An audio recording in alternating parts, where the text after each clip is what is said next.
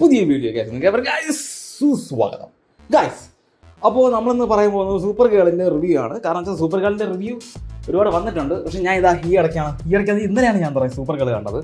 അപ്പോൾ എന്തായിരുന്നാലും ഒരു ബ്ലോക്ക് കാരണം അല്ലെങ്കിൽ ഒരു ഈഞ്ചക്കല്ല ബ്ലോക്ക് കാരണം എന്താ പറയുക ഞാൻ സൂപ്പർ ഗേൾ കാണാൻ ഇടയായി. കാരണം വെച്ചാൽ ഞാൻ അധികം വലിയ എന്താ പറയുക പ്രതീക്ഷയോ അല്ലെങ്കിൽ വലുതായിട്ട് എന്താ പറയുക ഇത് കാണണം എന്നുള്ള ഒരു ഇതിലൊന്നും എന്താ പറയുന്നത് ഞാൻ സൂപ്പർ ഗേൾ ഇരുന്നല്ല. കുറച്ചും കൂടെ പിന്നീട് വല്ല ആവട്ടെ, വല്ല സാഹചര്യം വരുമ്പോൾ വല്ല വേണമെങ്കിൽ കാണാം എന്നുള്ള ഇതാണ് ഞാൻ ഇരുന്നത്. കാരണം വെച്ചാൽ ഫ്ലോപ്പ് പടമാണ് സൂപ്പർ ഗേൾ, കാണേണ്ട ഒരാവശ്യമില്ല.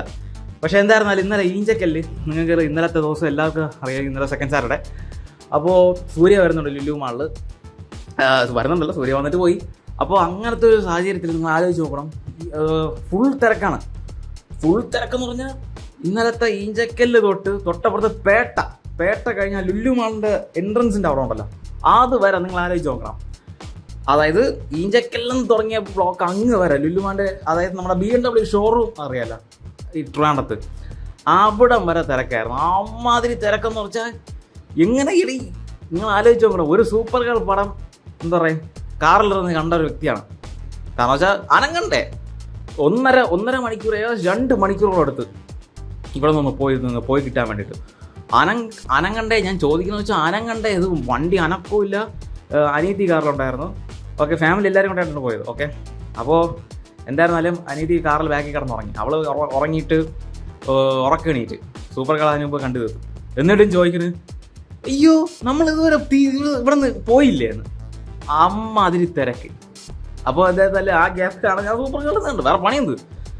കാറിൽ നിന്ന് ഓഫ് ചെയ്തിട്ട് ഞാൻ അവിടെ ഇരുന്ന് സൂപ്പർ ഗേൾ ഉണ്ട്. അത് തന്നെ 1.5 മണിക്കൂർ അതിൻ്റെ അകത്തിരുന്ന് ആലോചിച്ച് നോക്കണം. അപ്പോൾ എൻ്റെ ചോദ്യം എന്ന് വെച്ച് കഴിഞ്ഞാൽ, ആരെങ്കിലും പെട്രോൾ തീർന്ന് ഈ തിരക്ക് വമ്പൻ തിരക്കായിരുന്നു, ആരെങ്കിലും പെട്രോൾ തീർന്ന് നിന്നെങ്കിൽ അവൻ തേഞ്ഞൊട്ടൂലേ? അപ്പോൾ ആ അവസ്ഥ ആലോചിക്കും. ഞാൻ എന്തോ ഭാഗ്യത്തിന് പെട്രോൾ അങ്ങോട്ട് പോയ ടൈമിലാണെന്ന് പറയാം, അതായത് ലുലുമാളിൽ പോയ ടൈമിലാണെന്ന് പറയാം പെട്രോൾ അടിച്ചത്. തിരിച്ച് വന്നപ്പോഴും പെട്രോൾ അടിച്ചിരുന്നു. അതിന് മുമ്പ് ഞാൻ തിരിച്ച് വന്ന ശേഷം പെട്രോൾ അടിക്കാമെന്ന് വിചാരിച്ചിട്ടുണ്ടെങ്കിൽ തേഞ്ഞൊട്ടിയായിരുന്നു ഞാൻ അത് ആലോചിച്ചു. അപ്പോൾ എന്തായിരുന്നാലും അങ്ങനത്തെ ഒരു സാഹചര്യത്തിലാണ് സൂപ്പർ ഗേൾ കണ്ടത്. അപ്പോൾ കണ്ടതിൻ്റെ റിവ്യൂ ഞാൻ പറയാം.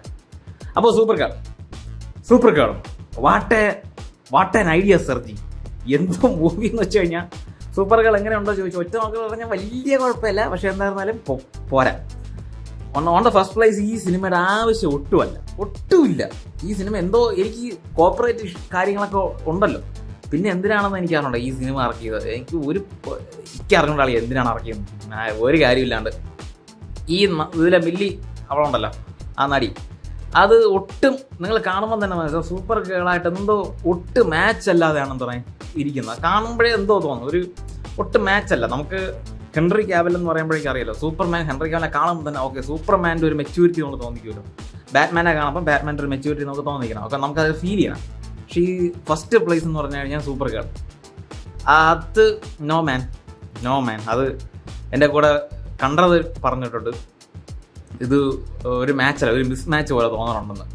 പക്ഷേ എന്തായിരുന്നു പോട്ട്, കുഴപ്പമില്ല, അത് സീനില്ല, സ്റ്റോറി നന്നായിരുന്നാൽ മതി എന്ന്. അങ്ങനെ നോക്കുമ്പോഴേക്കും സ്റ്റോറി ഒട്ടും കോർഡിനേഷൻ ഇല്ലാത്തൊരു ഇന്നത്തെ പെട്ടെന്ന് ചറപറ 1.5 മണിക്കൂറേ പടമുള്ളൂ. ഞാൻ പറഞ്ഞത് ബ്ലോക്ക് 1.5 മണിക്കൂർ ഉണ്ടായിരുന്നു, ആ 1.5 മണിക്കൂറാണ് കണ്ടു തീർത്ത. 1.5 മണിക്കൂറേ പടം ഉണ്ടായിരുന്നുള്ളൂ. നിങ്ങൾ ആലോചിച്ച് നോക്കുകയാണെങ്കിൽ എനിക്ക് അയ്യോ 1.5 മണിക്കൂറിനകത്ത് ചടപടാന്ന് തീർത്ത ഒരു സിനിമയാണ്. അങ്ങോട്ട് പോകുന്നു ഇങ്ങോട്ട് പോകുന്നു. നമ്മൾ കറക്റ്റ് പറഞ്ഞു കഴിഞ്ഞാൽ കോട്ടയം വഴി പെരുമ്പാറ് വഴി അവിടെ നിന്ന് 2 വലിയും വലിച്ചും കൊണ്ടുവന്ന് ഇത്രയാണ് ഇങ്ങനത്തെ ഒരു പടം. മര്യാദയ്ക്ക് സ്റ്റോറി കൊള്ളില്ലെന്ന് ഞാൻ പറയുന്നില്ല സ്റ്റോറി, കാരണം വെച്ചാൽ ഇത് അങ്ങനത്തെ വുമൺ ഓഫ് ടുമോറോ അല്ലേ, വുമൺ ഓഫ് ടുമോറോ എന്നൊരു ഇതിൻ്റെ ഒരു പതിപ്പാണ് ഇത് എടുത്തിട്ടുള്ളത്. മര്യാദയ്ക്ക് എടുക്കാമായിരുന്നു ഇതൊക്കെ, പക്ഷേ ഇത് തിടുക്കം കാണിച്ചെടുത്തതാണ്. കോർഡിനേഷൻ നേരെ അവന്മാർ ചെയ്തിട്ടില്ല, കാണുമ്പോഴേ തന്നെ അറിയാം കറക്റ്റ് കോർഡിനേഷൻ അല്ല.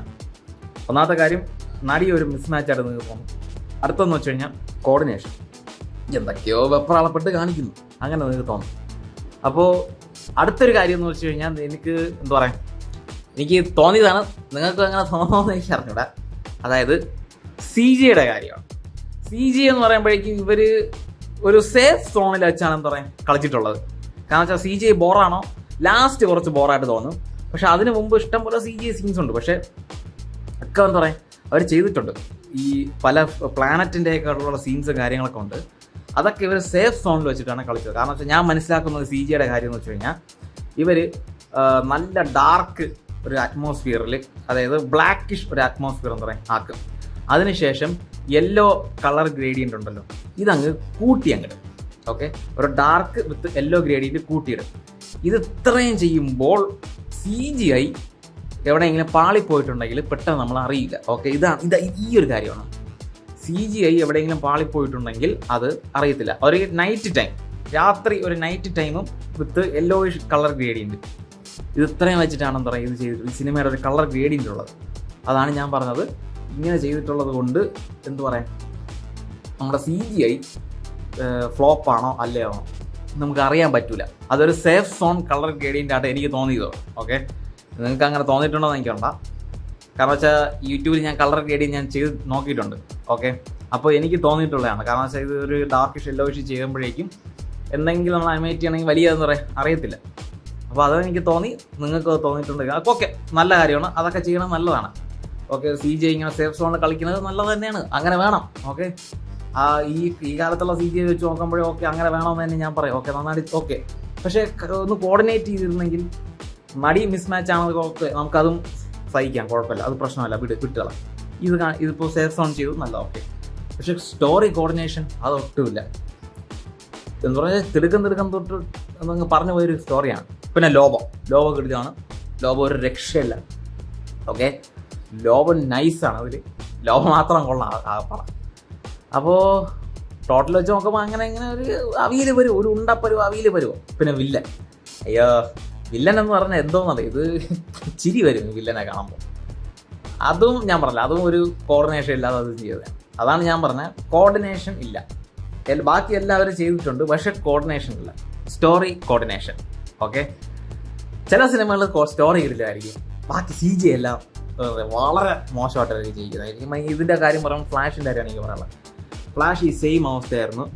സ്റ്റോറി എനിക്ക് ഇഷ്ടപ്പെട്ടു, പക്ഷെ CGI അയ്യോ ഒരുമാതിരി കാർട്ടൂൺ ഉണ്ടാക്കി വെച്ച പോലെ ഉണ്ട്. അപ്പോൾ അതാണ് എനിക്ക് പറയാനുള്ളത്. അപ്പോൾ എന്തായിരുന്നാലും ഇഞ്ചക്ടൽ ബ്ലോക്ക് ഞാൻ സമ്മതിച്ചു കേട്ടോ, ഒരു സിനിമ കാണാൻ പറ്റിയില്ല, സന്തോഷം. അപ്പോൾ അതാണ് എനിക്ക് പറയാനുള്ളത്. നിങ്ങൾക്ക് എന്താണ് നിങ്ങളുടെ പറയാനുള്ളത് എല്ലാ കമന്റ് ബോക്സിൽ പറയുക. ഗൈസ്, അപ്പോൾ അടുത്തൊരു വീഡിയോ കാണുന്നതായിരിക്കും. Peace out.